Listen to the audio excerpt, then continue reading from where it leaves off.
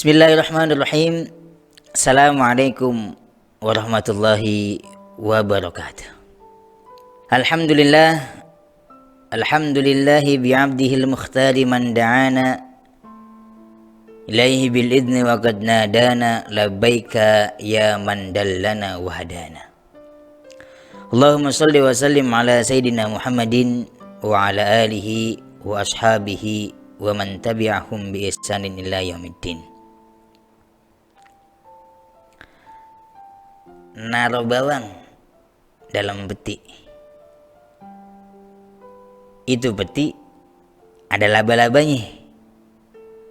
Wahai orang Bekasi, jangan lupa sama ulama yang memperjuangkan kita. Maka hari ini saya akan berkisah tentang ulama Bekasi yang bahkan salah seorang sastrawan, Khairul Anwar, pernah bikin puisi yang melegenda sampai saat ini, ialah Karawang Bekasi. Siapa beliau? Yakni Kiai Haji Nur Ali, yang merupakan ulama Bekasi, kelahiran di Babelan. Beliau lahir pada tahun 1914. Siapa beliau? Bagaimana sepak terjang beliau? Beliau lahir dari kondisi keluarga yang petani.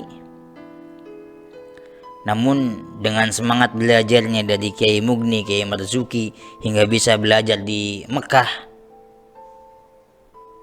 Namun tetap begitu kembali, begitu belajar di Mekah, bukan hanya pelajaran agama yang beliau pelajari, namun juga pelajaran ekonomi, politik, astronomi, filsafat, dan seluruh ilmu beliau coba pelajari, sehingga teringat balik ke Indonesia, teringat keadaan bahwa bangsa Indonesia masih dalam keadaan dijajah.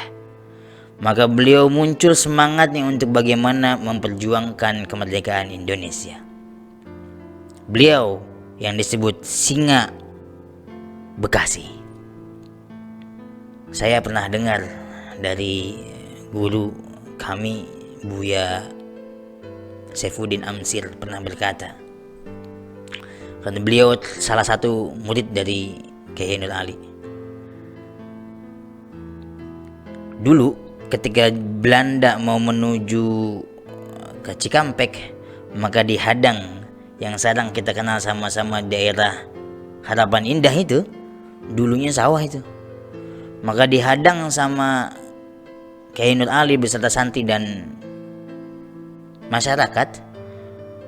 Beliau bersama santri naik ke pohon kelapa, dibuatlah batu, dibungkus sama kain, dibacakan doa. Begitu Belanda lewat, dilempari semua Belanda. Kalau batu biasa mungkin kalah, tapi batunya beliau batu diisi dengan doa, layaknya Zulkarnain ketika membangun tembok di antara gunung di Azerbaijan Armenia tuh, yang tembok itu diisi dengan besi tapi juga zikir. Sama beliau buat batu dengan zikir untuk melempari para menir-menir Belanda biar kabur dari wilayah Bekasi. Ada kisah yang menarik dari antara beliau, di antaranya yakni salah satu yang pernah saya dengar ketika beliau bersama para santrinya mau menuju Jogja ke tempat Pangeran Diponegoro ya. Ketika itu sedang sakit tuh beliau, sampai digotong-gotong Pangeran Kiai Nur Ali ingin menuju ke sana. Sesampainya sampai hutan, lapar, nggak ada makanan. Ya buah di hutan kan nggak semuanya bisa dimakan. Nyeletuk salah satu muridnya, yang enak nih siang-siang begini kita ngopi sama makan nangka. Seketika beliau Kiai Nur Ali langsung menuju dekat sungai, gelar sejadah, sholat 2 rakaat. Nggak lama setelah itu datang aki-aki, kakek-kakek datang bawa ketel, bawa kita bawa teko sama nampan isinya nangka udah digubas-gubasin. Masya Allah, itu kan wilayah kosong, tapi kok bisa ada kakek-kakek. Itulah karomahnya beliau, itulah karomah itu ahlu taati ahlu karomati. Allah berkata dalam hadis qudsinya, orang yang taat kepadaku maka ia akan mendapatkan karomahku. Maka itulah salah satu keramahnya Kiai Ali Laksana.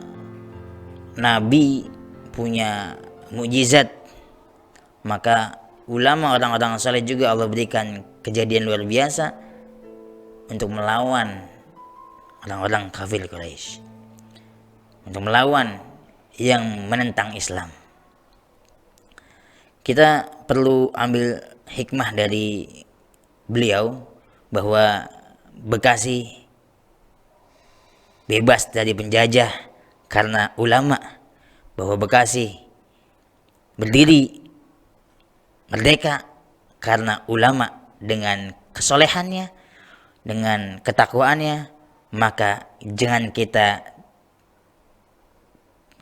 tinggalkan Bekasi tanpa keimanan. Sama-sama kita tingkatkan ketakwaan agar Bekasi kembali jaya mengikuti teladan-teladan ulama-ulama. Terima kasih.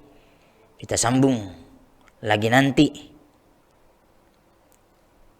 Bawa sepatu, naik bis, waktu udah habis. Assalamualaikum warahmatullahi wabarakatuh.